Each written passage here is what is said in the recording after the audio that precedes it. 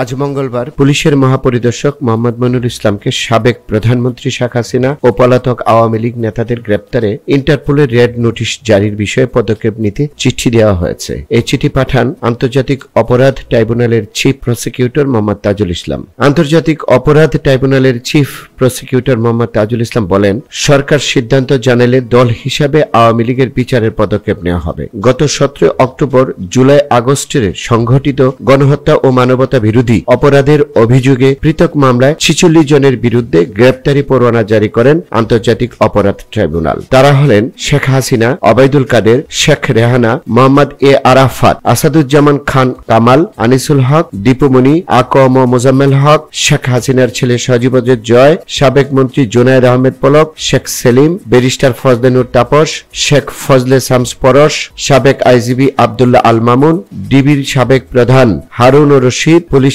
সাবেক কর্মকর্তা বিপ্লব কুমার সরকার, প্রলয় কুমার জোয়ারদার, সাবেক ডিএমপি কমিশনার হাবিবুর রহমান, সাবেক র্যাব ডিজি হারুন রশিদ, সাবেক সেনা কর্মকর্তা জিয়াউল আহসান, শেখ হাসিনার সাবেক উপদেষ্টা তারিক মনিরুল ইসলাম অন্যতম। আন্তর্জাতিক অপরাধ ট্রাইব্যুনালের চেয়ারম্যান বিচারপতি মোহাম্মদ গোলাম মুর্তজা মজুমদারের নেতৃত্বে 3 বিচারপতির বেঞ্চে এ আদেশ দেয়।